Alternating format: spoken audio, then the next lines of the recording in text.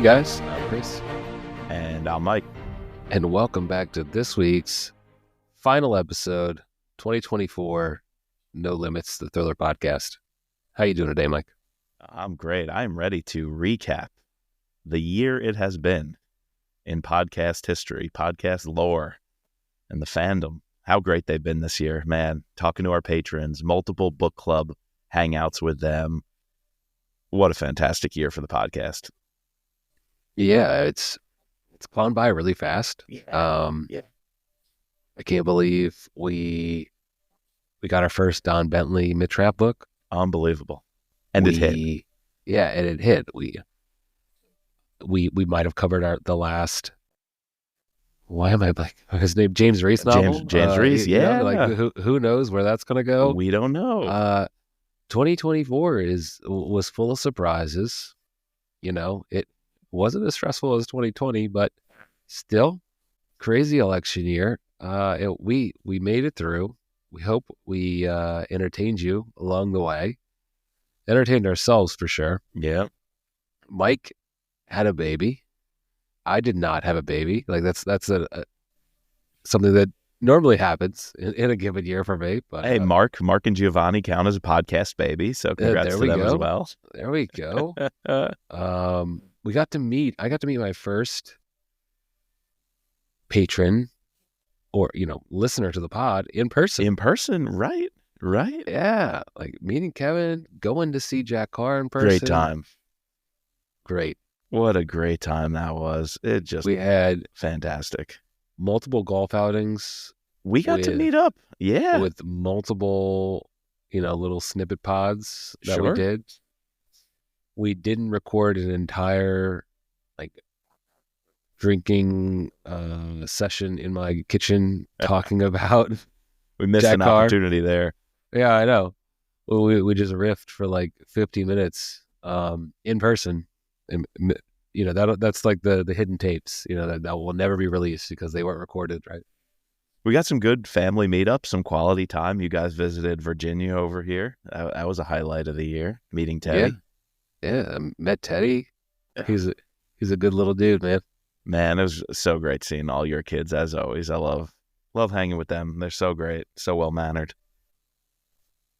Yeah, I feel like I did a boatload of traveling this year.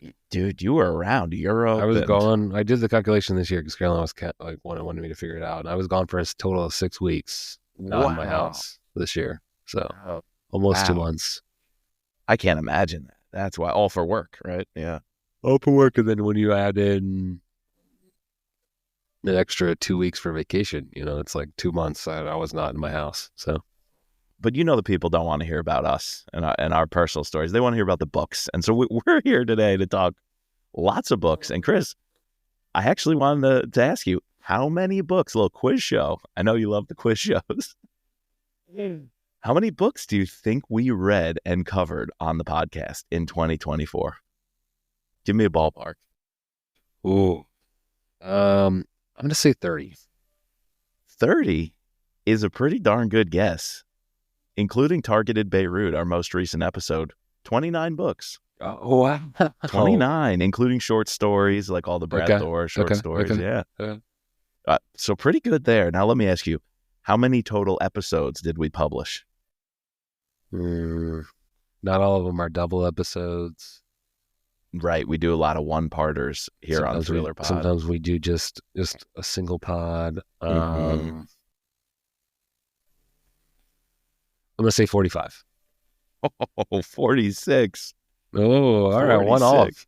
Wow. That's almost once a week. We try to hit that benchmark once a week. We missed a few with the baby, of course, but yes, 46. I'm happy with that. And then how many will we have going forward?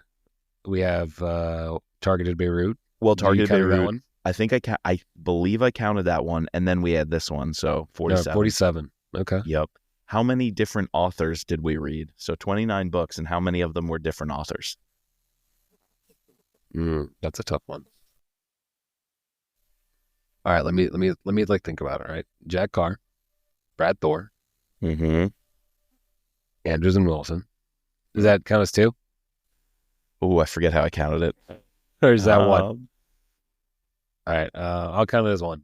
I can't remember how I counted that, Don Bentley. Yep.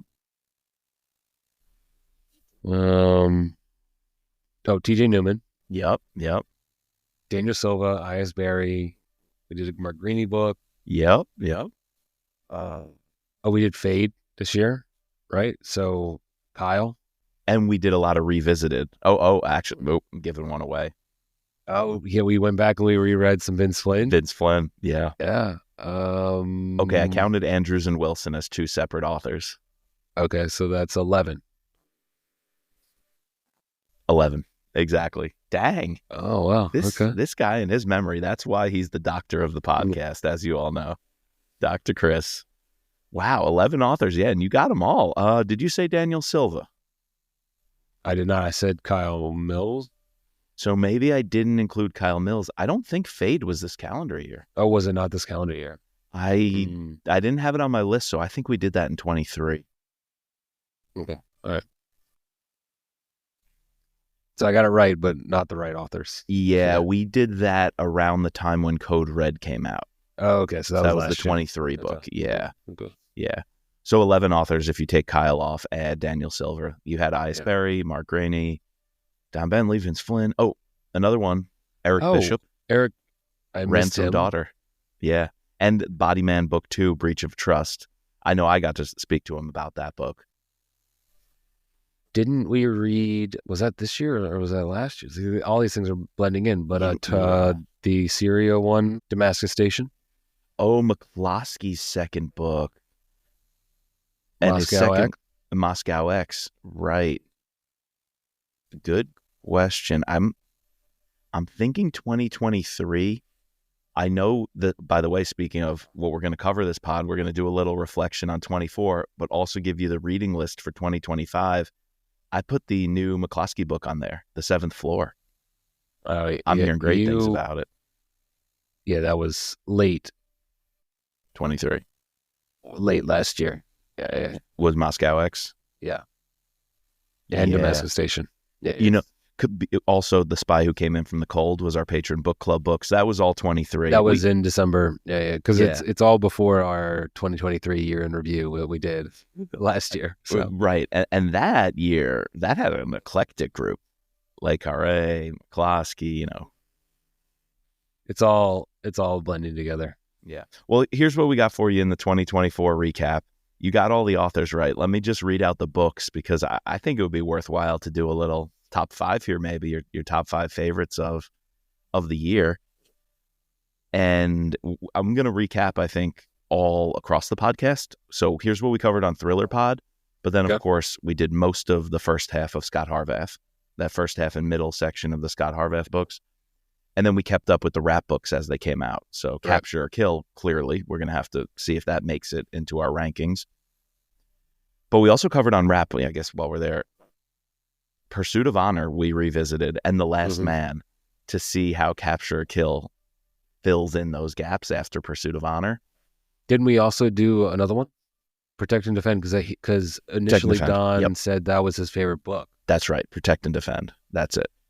And even though it had nothing to do with, because then we found out more information about the fact that where it was going to be placed. Right. So, but the first clue in the reveal of Don Bentley's first plot was that he loves Protect and Defend. He's going to draw on that book. We thought he did draw on it. Yeah, with Irene. Exactly. You really had to know what Irene was going through to understand her in Capture or Kill. That's the genius of Capture or Kill, is that it makes some of the other storylines fuller or more complete. Yet you don't necessarily need the other books, yet it's so enhanced if you are a fan of the series. Like, it could read as a great book, but there's so much depth to it if you do know these little nuggets from other Mitch Rapp novels. Not just one or two. He's pulling on a bunch of old Mitch Rapp novels. It was really great for the fans. Our Thriller Pod, we did some different things. So Red Sky Morning, new Jack Carr. We started the year, all 3 Sons of Valor. I was very high on it. I remember Andrews and Wilson. I was very high on that series. So we got 3 books there.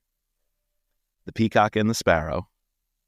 That has a chance to sneak into the year's top 5 for sure. Hostile Intent. I know it's your favorite Tom Bentley book. Followed by Forgotten War, which all is jokes my aside, favorite. my favorite Tom Bentley book, and again, also a candidate on that top list for the year. Ooh, is Forgotten War better than Capture or Kill? Yeah. I think so. When we read that book, it was so moving. Yeah. It just hit on all levels, personal levels, emotional levels. Great book, great novel, great plot. It landed. Yeah. All right, so then we had The Kill Artist. We took a little adventure into that. Breach of Trust, we talked to Eric Bishop, second book in the Body Man series by him. So going with an independent author there. And then we were on a TJ Newman kick. Falling, Drowning, Worst Case Scenario, before we transitioned to Mark Rainey, a little On Target. And that was our last novel for the year before Targeted Beirut. Good mix. I like that. That is a good mix. We covered a lot of ground there, I feel. Bringing in some classics like The Kill Artist and good old Daniel Silva. Yeah. Modern day spy writing with Peacock and the Sparrow. And TJ Newman doing something completely different with her airline series. Doing a complete, start to finish with her series to date. So it's not a trilogy because most of the characters, actually zero of the characters are in the books. Overlap. But the only thing that overlaps is the same airline. It's the same airline. Qantas never crashed. Yeah. But that one crashes every time. Right. A little Scot Harvath recap. I don't know if any of these are really going to poke to the top of the list, but we had fun doing it, and so great to almost be done with Scot Harvath. But we hit Blacklist, Free Fall, one of those short stories, Hidden Order, the Hidden Order Epilogue 2, Shadow of Doubt, the new release, of course, Act of War, Code of Conduct, Athens Solution, short story, and we most recently did Foreign Influence over there on the Scot Harvath podcast. Act of War, I think, out of all of those, Blacklist was good too. Code of Conduct with the disease, that was not bad. Blacklist was good too. Shadow of Doubt, not my favorite. Was okay. Yeah. Deadfall last year's it's hard to follow that up. It's hard to follow up. Deadfall was great. Yeah. A lot of hype, a lot of buzz around that one. Foreign Influence is good, but I wouldn't put it above Act of War or Code of Conduct. It's kind of like a up and down with Scott. We've said that the whole series through there were some bangers we love. Yeah.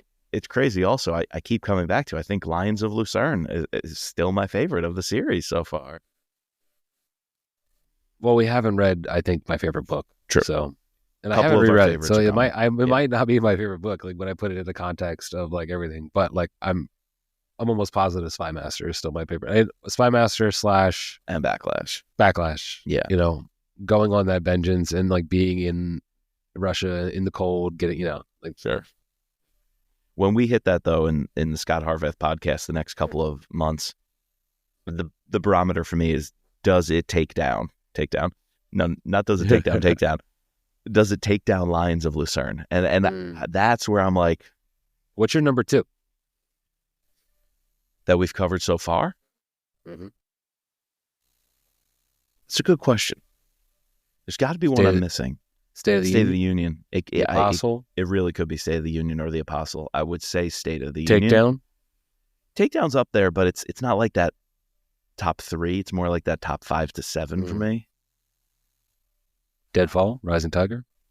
Deadfall could be there. Rising Tiger's not there either. As much as I loved it, it was a fun ride. I don't think it stands up to the overall quality of the series. It's a great individual story, but I don't know if it really stands out. I think I'm going with, right now, Lions, State of the Union, Apostle, Deadfall. What do you think? Out of the ones we've covered, I think that's a good. That's a good list. Yeah. I think that's where it settled. Takedown was close, but it would be like that next tier. Yeah, for sure. Yeah. It just, each of the, funny thing is, each of those books had so much promise, and there's parts of them that are genius and will rise to the top of any list. But then when you look at it as a complete story, Right. and folks who've listened to us on the Scot Harvath podcast, I've always said the books go a little too long, a little too complicated, because Brad's just too damn smart. And those books just have that little too much, where Vince was the master of simplifying. He wrote, I felt like, for the common man, the common reader. And he was genius, but in a very succinct way and a direct storytelling way. And I haven't seen that out of Brad. In Consent to Kill. That one gets a little lengthy, but it's a masterpiece. Yeah. Thriller Pod. Should we bring it back home? Thriller Pod. What do you think of all those books I read off? You know, we had some Jack Carr, some Andrews and Wilson, some Daniel Silva, TJ Newman. What stands out to you looking back on the year?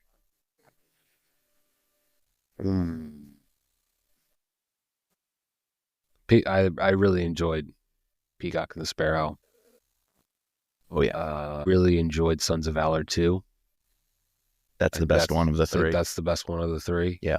1 is very good too. 3 is probably my least favorite. It's still good. Yeah, I think I'd agree. In number 2, some of those set action pieces, particularly at the house at the end. Yeah. When they're just in that suburban neighborhood and the wife's with the kids in the safe room, or the stadium, they're like up in the rafters of the Jumbotron. Haunting stuff. And then just the creation of a villain, the radicalization of an engineer embedded deep in the British aerospace industry is, and being like in his getting way more screen time with him than like you typically do in these kind of series. Yeah. Watching his life fall apart, but also reach a pinnacle. Like he's at the pinnacle of his powers and he's coming into his own as a terrorist mastermind.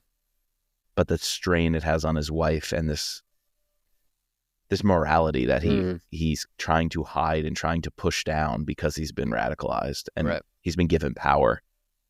And those guys just understand something about human psychology, the way they write that radicalization of a terrorist. And it all comes back to book 1 with the wedding scene. I mean, right.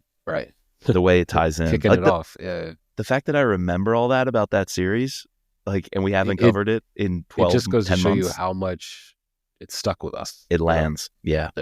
I can't tell you that level of detail on most Scot Harvath books or most Jack Carr books. Yeah. I just can't. True. Even though I love them, I just can't. Yeah. And then some of like the Mitch, the one, like I know Mitch probably the best, but there's a section of like Mitch novels that I just, when I come back to them, I remember it, but like I couldn't tell you, you know. You read 20 however many books of Mitch Rapp, and we've each read them probably 2 or 3 times or more, and a few things stand out, but these are just 3 books, and like all of that stands out, and it feels so real to me. Yeah.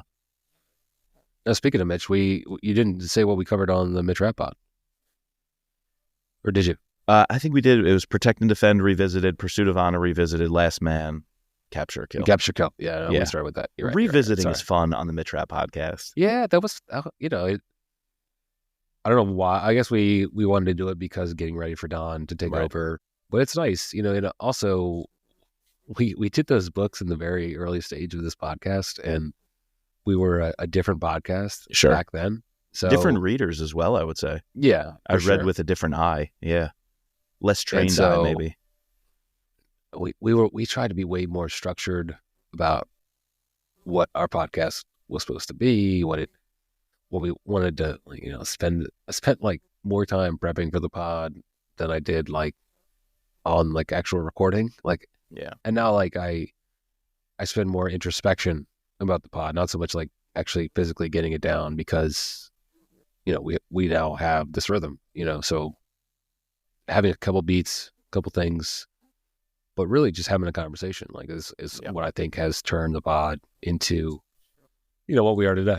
So man, remember some of those notes in the early days where we're oh my god, almost writing chapter by chapter? Yeah, exactly. What were we doing? What, I don't know. We were learning.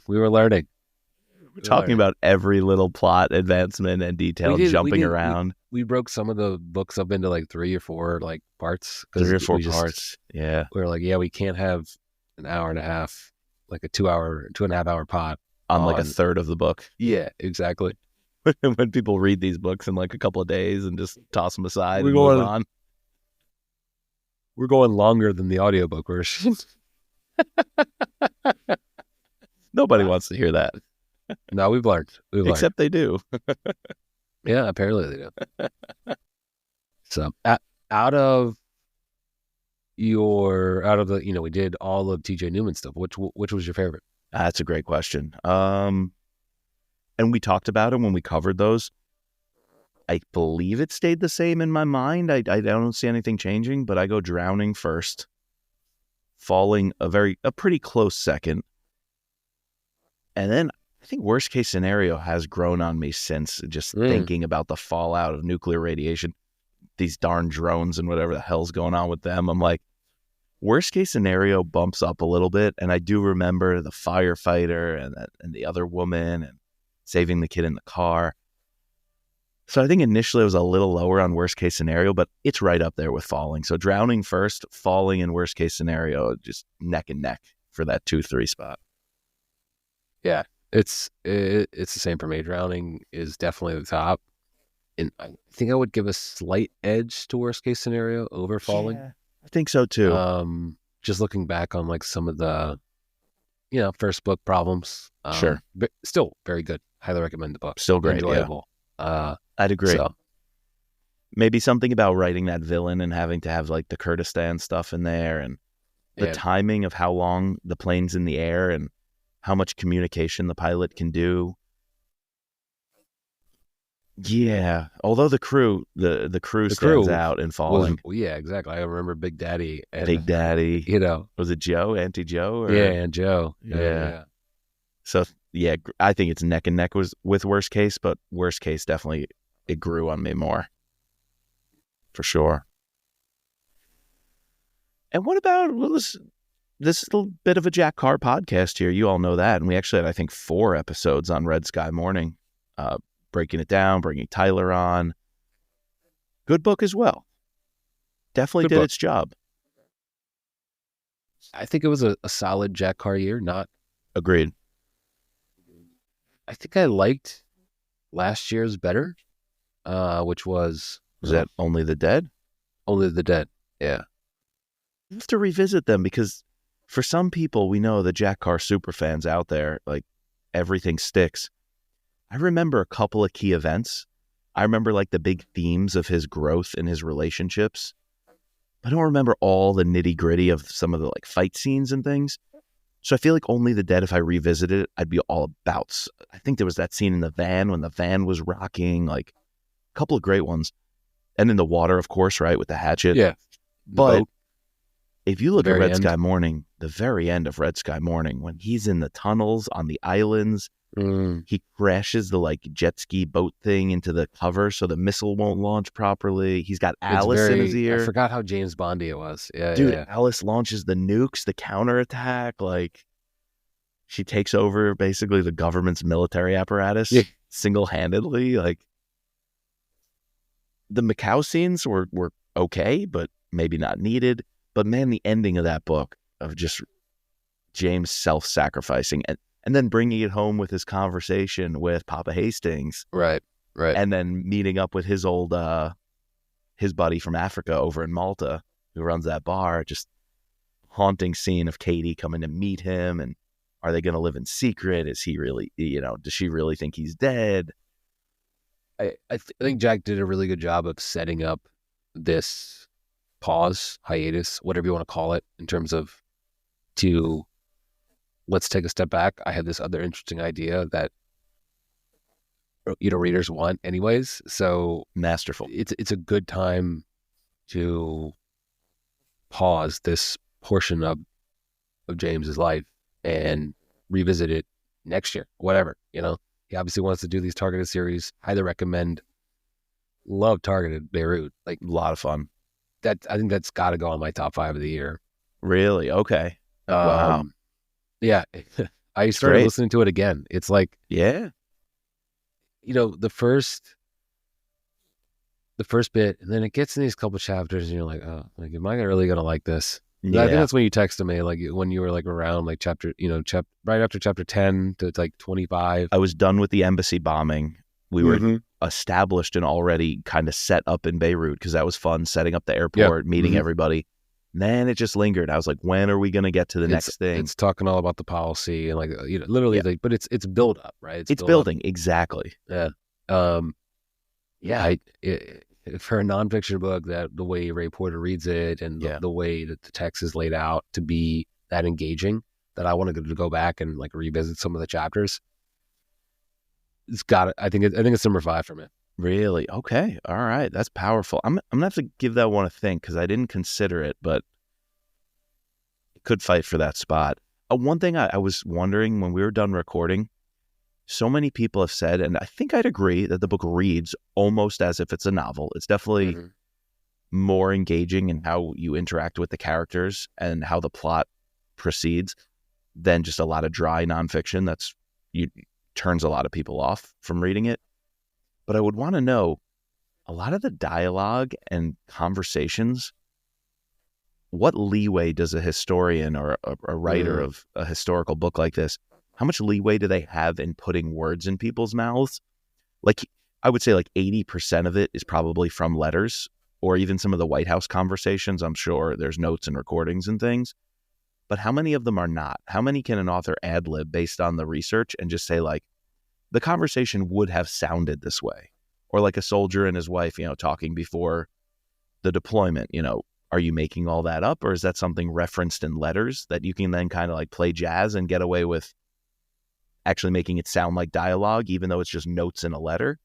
And same thing with like the embassy, the guard booth before it blows up.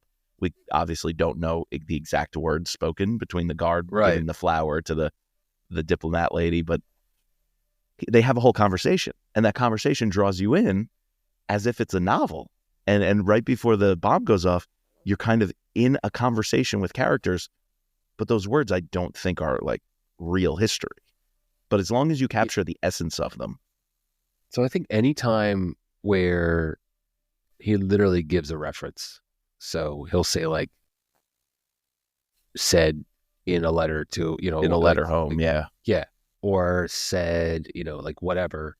Like he used a lot of quotes correctly. A lot of direct quotes. Sure, exactly. But there's even times in the White House scenes where there's a lot of dialogue, and I imagine that was straight taken from where all those things recorded, so some of the congressional hearings, I'm sure, were word for word based on transcripts.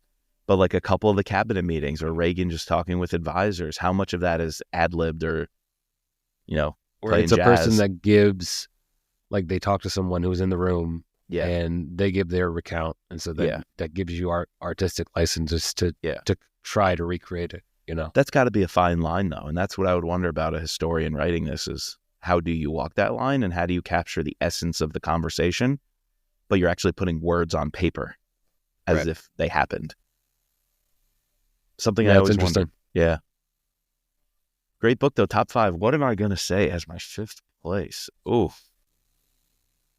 Well, let me just kind of riff on what has to make the list in no particular order. Okay. Sons of Valor 2 has to make the list. Peacock and the Sparrow has to make the list. Agreed. Forgotten War has to make the list. Drowning, because we said it's our favorite, has to make the list. Okay. Sons of Valor 2, Peacock, Forgotten War. Let's not include the rap stuff, and here's why. That's our original podcast, The Last Man. We love Vince Flynn. Protect and Defend. We love Vince Flynn.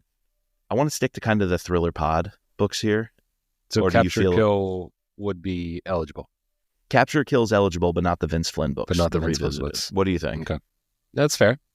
Okay. Because that's the case, I'm putting Capture Kill 5 spot. Good one. It deserves it. Especially with what it could have been. I was a little nervous for a bomb.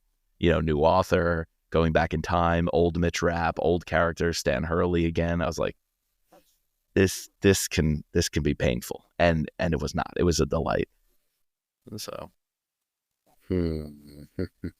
what's your 4?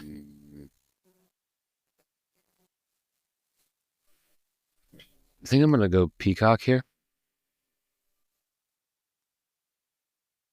Yeah, I'm gonna go Peacock and the Sparrow here.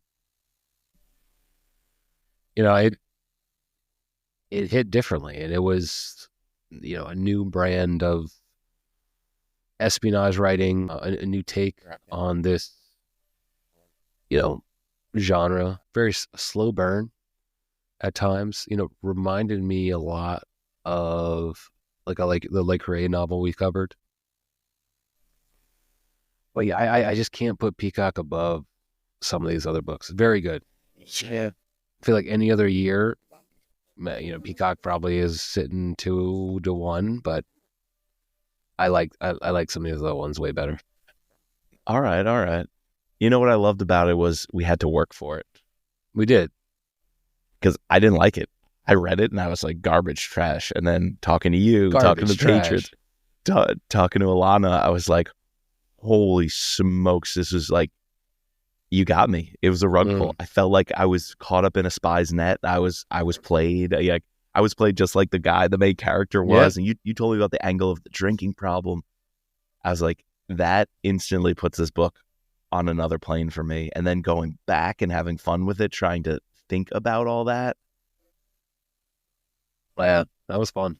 It was just a fun book. So it makes the list. Can it go higher than 4?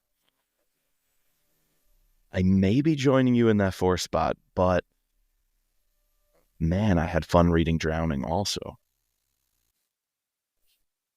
No,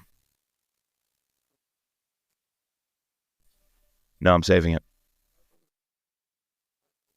I think just because of the intellectual work that goes in it, I'm putting it above Drowning, and Drowning gets the 4 spot. Okay. Drowning gets the 4 spot, and because it's a much more intense book, that's the difference, though. No, Drowning is super intense on an edge of your seat kind of way. It is. But the other one is intense in a uncertain. They're both uncertainty.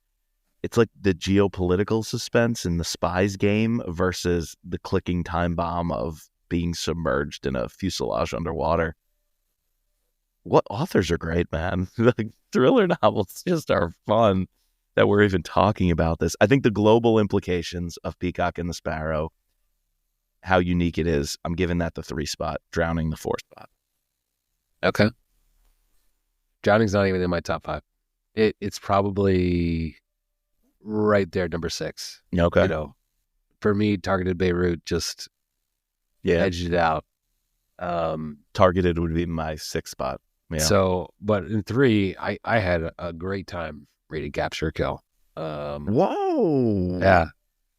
I love that book. I love the concept of it. I love, you know, the execution by Don, you know, really trying to capture what Vince Flynn was doing while, you know, mildly giving us his spin, you know, on seeing like what he can do with the series. Yeah. Didn't want to like it, or not didn't want to like it. You know, didn't think I was going to like it so much. Yeah. But, you know, coming in with like a different perspective of it, but just, you know, based on, you know, if you know, you know. But yeah, I got to call a spade when something is good. Great book. It's good. And that is what this podcast has been, right? Yeah. We will raise up what we truly think is good. Yep. And when we think something is not up to our par, or not our par, but like what we, you know, based on how many books we read. Can't like them all. You can't. Well, you can't love them all, because there are books we certainly don't like at all. We won't waste your time with them. If it's something you and I don't like ourselves, we wouldn't put it on the podcast. So what we're putting on the podcast, we like, but we don't necessarily love them all, or they don't all match our interests. Like some people might love books that we only like. Exactly. So, yeah.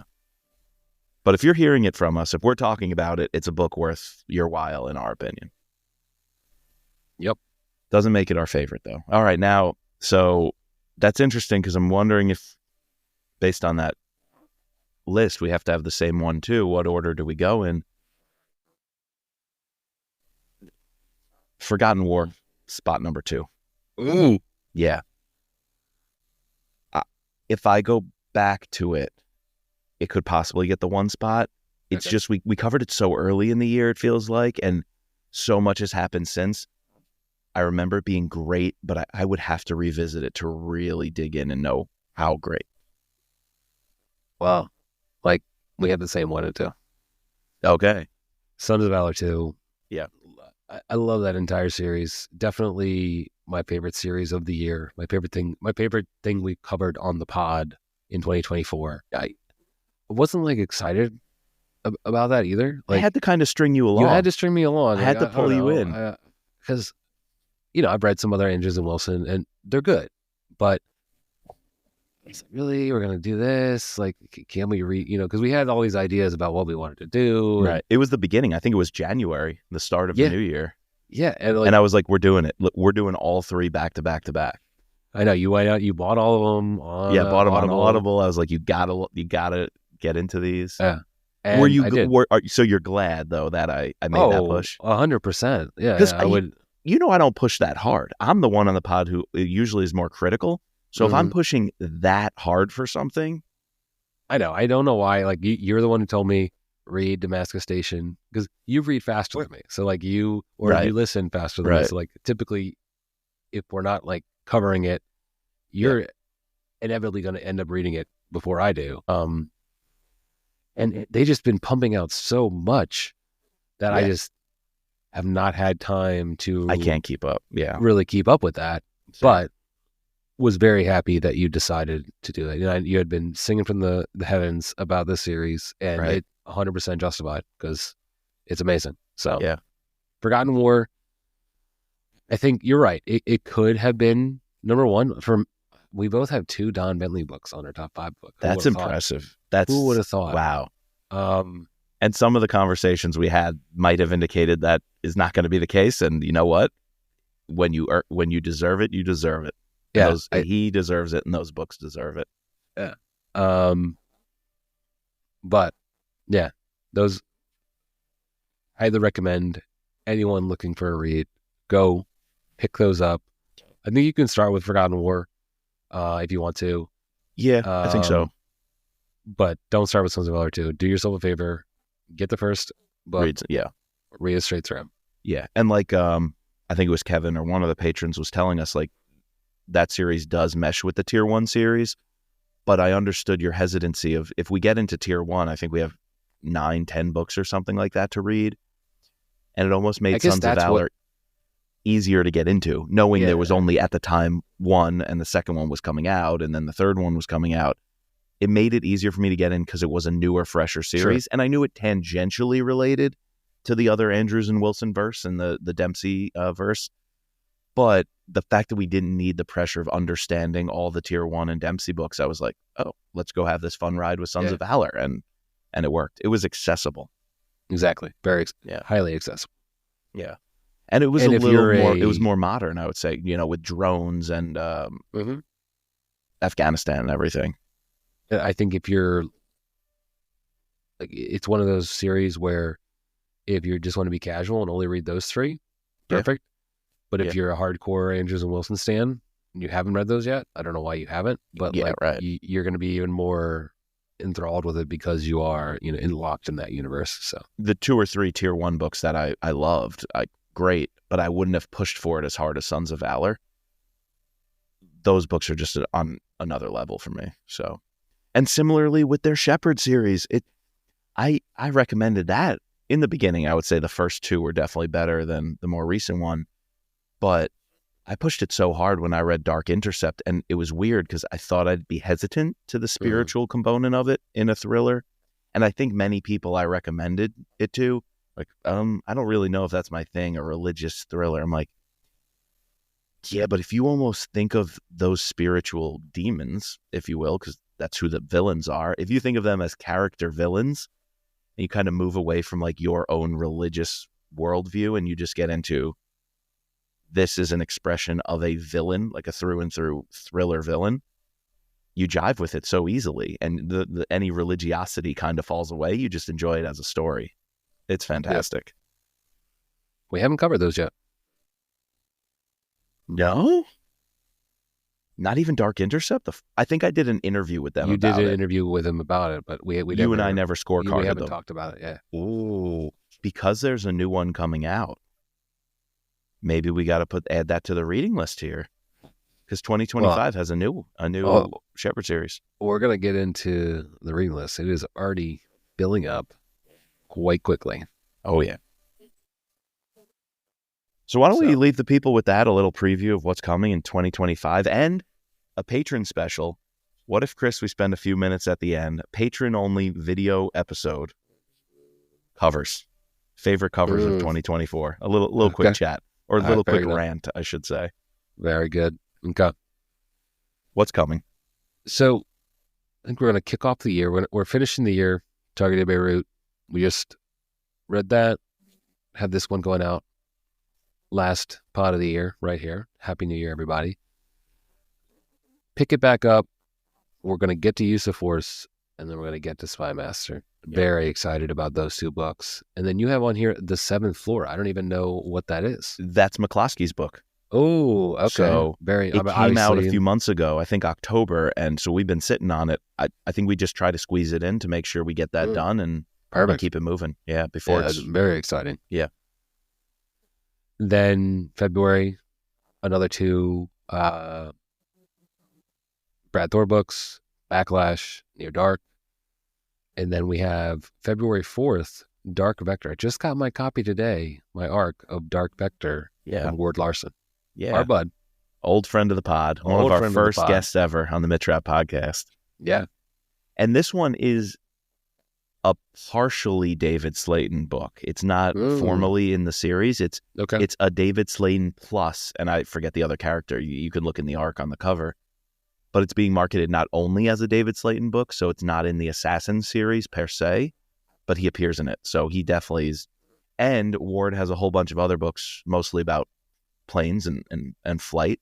So I think we're kind of combining a little of the Assassin series with some of his adventure or thriller writing with planes and flying. So kind of cool to put those together. And Ward always nails the technology. Oh, speaking of, I think it was Ward who wrote a scene in, I think, the most recent Assassin book with David Slayton with the drones. Dude, I'm just thinking with all the drones going on right now, our patrons got a special rant by us with our hot take on the drones. We should do another rant about drones and thrillers because, man, Ward had this idea of this assassin who had this mobile like truck unit. It was almost like an RV or like a tractor trailer of a truck. And I remember he parked it somewhere. The top opens up. We covered that on the pod. We did that book, right? What book I think it was Ward Larson. I think it was the most recent Assassin book, if I'm not mistaken. But those drones go up and they have a Kevlar webbing between them so they can blanket the sky in just Kevlar netting that can entrap other aircraft, including helicopters. And so he takes down these helicopters by, you don't even have to know the nitty gritty of the flight plan. These drones can just drop this woven netting that can chop the shit out of the blades and take down aircraft. I was like, that's nasty. I'm trying to remember what the name of that was. It Deep Fake? You know what? It could have been. I think it was Deep Fake. Ward Larson does some cool stuff. Like, he's got the Assassin series, which is Knockout, and then he just comes up with these one-off books that are amazing. Yeah.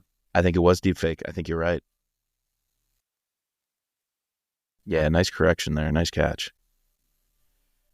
March, a little something different. We are rounding out the Brad Thor, Scot Harvath series. So that podcast, when we finish Black Ice, it's officially done, because everything after Black Ice we covered as new releases when they came out.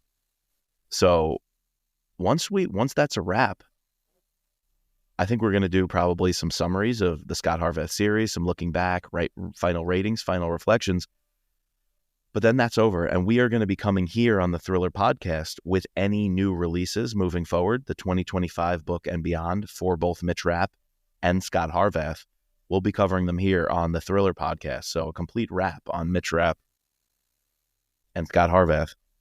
And so because of that feeds over. Also, Ryan Steck has a new book coming out, Out for Blood. No, excuse me. The new book is coming out after that, but Out for Blood is the most recent book. And I did like it, the third one in his series. Okay. So I thought if we could try to get him on. And also in March is coming out his takeover book of the Ted Bell series. Alex Hawke is the protagonist. And he's going to be a legacy writer for Ted Bell and taking over that series. And the book's called Monarch. I've seen some great things about it. So if we can get Ryan back on the pod, I thought we'd do a little, we don't have to maybe do full scorecards, but maybe we'll bring him on and talk about his most recent Matty Red book and then also his upcoming Alex Hawke book. All right. It was Assassin's Mark. That was the book we did. We did it. Assassin's That was Mark. our last book of 2023. 23. Okay. One of those had the drones, Assassin's Mark or... No, it was Assassin's Deepfake. Mark because we actually we had a scorecard for it, and we both ranked it pretty well, 43 into 44. Ward Larson Hits, to me, is the most underrated author in the thriller space. Yeah, very true. Most underrated, I would say. April, Dark Rising is coming out. So, we're Andrews and Wilson fans. I think since I didn't even realize we didn't formally cover them and give full episodes to them, maybe we try to do Dark Intercept, Dark Fall, and I forget the other book in that series, but maybe we get ready for Dark Rising with a little recap of the Shepherd series. Yeah, that'd be good. Be good. May's looking a little light, but we'll probably have something in there. Right. A little buffer, whatever comes up. Oh, And then- you know what's not on this list? Nelson DeMille, little tribute, because that's something we didn't get to cover in 2024 and his passing. So we got Plum Island we'll be adding to the list. There you go. Yeah. But June, I'm so excited for June, dude. We get it's a Tom not Reese one, June. but two books that I am very excited for. Cry Havoc, Tom Reese, Jack Carr, and Fade 2. Yes. Jack and Kyle. What a trip. That's going to be awesome, dude. 2 releases in a month from 2 of our absolute favorite authors. That's going to be a blast. Then July, Dude, hit me with it. we get Brad Thor, Edge of Honor, Woo. and Sons of Valor, False Thor. Flag.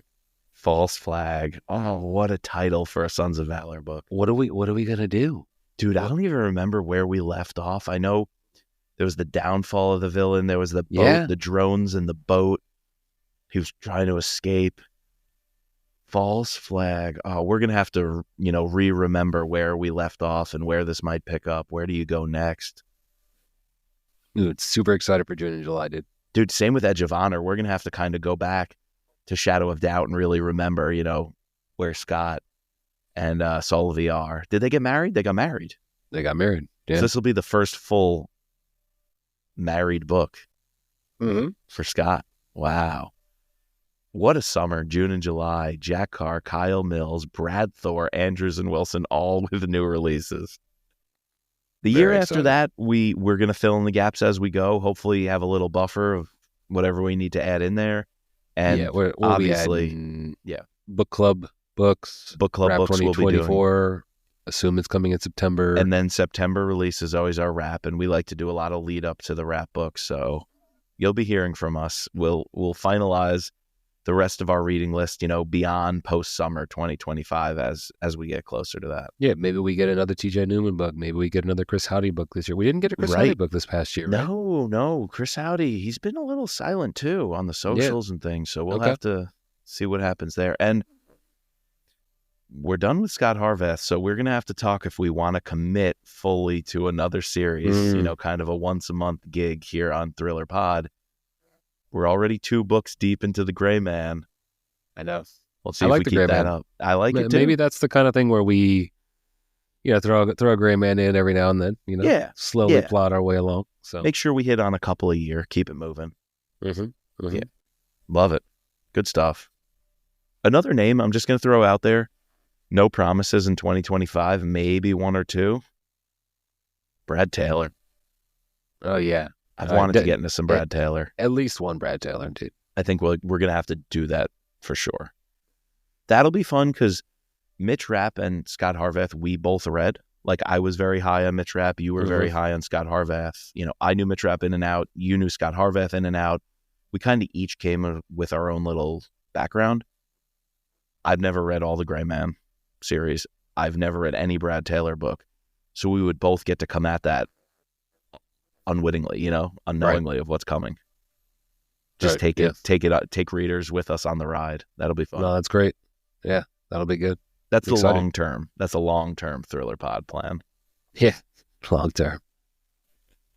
The more authors we add, then the more new releases we have to cover, and then the more crowded our reading schedule gets. I know. And then by 2028, Jack Carr will be coming out with 6 books a year. So yeah, obviously, like, we get another targeted book. Who knows if we, I imagine those books take a lot more time to do than your James Race novel, right? Or your, sure, dude. TV shows. We're gonna have to do Dark Wolf. Oh yeah, we're gonna have to do Dark Wolf too. I don't think there's a release date yet. No, I haven't seen that. They haven't done that yet. So, but trust us, whenever that comes out, whenever that drops, we will be here on the podcast. Well, and Brad said last time we talked to Brad, he said like something was in like late stages in the works for, an adaptation of his stuff, right? Scott on screen, yeah, yeah, with the possibility of Shadow of Doubt being the first. The possibility of Shadow of Doubt being what was picked up.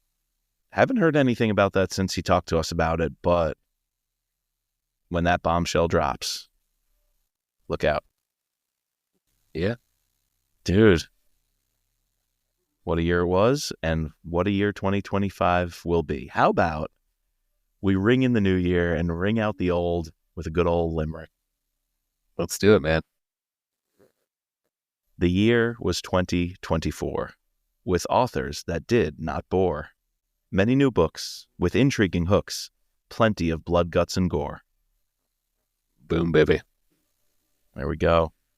There you go. Yeah, I just want to say thank you all for sticking with us. Being, we always thank our patrons at the end, but just thank all our listeners. Hope you guys had a great holiday. Hope you guys have a great New Year's. And we look forward to coming back refreshed 2025. It's going to be great. Let's keep it going. Yes, thank you, everybody. We wouldn't do it without you listening in. All right, well, one last time for 2024, we need to thank our patrons, including our special director, Sherry F., our special operator, Jason C., our special agents, Ben, Daryl, Kevin, George, Matt, Don, Peggy, Chris, and Mark. Please subscribe, rate, and review to all 3 seasons of No Limits. You can find us online at thrillerpod.com or on Twitter and Insta at Thriller Podcast. And as always, just let Mike be Mike. Hey, okay, all right. And just like Chris, be Dr. Furman. There you go. See you guys.